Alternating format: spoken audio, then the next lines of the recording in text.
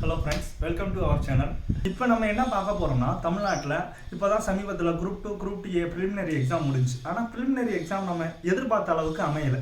என்ன காரணம் அப்படின்னு பார்த்தீங்கன்னா, நம்ம வந்து சிலபஸில் ஓரியன்டாக படித்தோம். ஆனால் அவங்க வந்து வெளியிலேருந்து நிறையா சோர்ஸ் கலெக்ட் பண்ணி கொஸ்டின்ஸ்லாம் எடுத்திருந்தாங்க.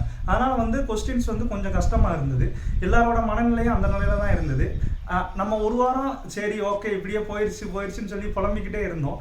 புலம்பிக்கிட்டே இருக்கிறதுனால நமக்கு வந்து ஒன்றும் நடக்க போகிறதில்ல. அடுத்து நம்ம என்ன செய்யலாம் அப்படிங்கிறத பற்றி யோசிக்கலாம். இப்போ பார்த்தீங்கன்னா 140க்கு மேலே எடுத்தவங்கலாம் மெயின்ஸ் படிக்க ஆரம்பிச்சிட்டாங்க.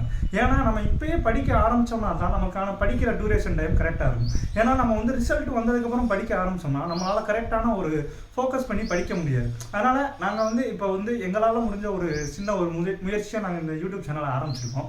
என்ன காரணம்னா, நாங்களும் ஒரு காம்படிட்டிவ் எக்ஸாம்ஸ்க்கு ப்ரிப்பேர் பண்ணுறவங்க தான். போன குரூப் 2 எக்ஸாமில் பார்த்தீங்கன்னா நான் கவுன்சிலிங் வரைக்கும் போயிட்டு போஸ்டிங் முடிஞ்சிருச்சு. ஆனாலும் நான் என்னோட முயற்சியை கைவிடலை. இந்த குரூப் 2 எக்ஸாம் வந்துடும் அப்படிங்கிற நம்பிக்கையில் நான் மெயின்ஸ் படிக்க ஆரம்பிச்சிட்டேன். ப்ரிப்பரேஷன் உங்களுக்கும் பயனடையும் வகையில் தமிழ் ரீசனிங் போன்ற வீடியோக்கள் அப்லோட் பண்ணுறோம். பார்த்து யூஸ் பண்ணிக்கோங்க. Thank you friends.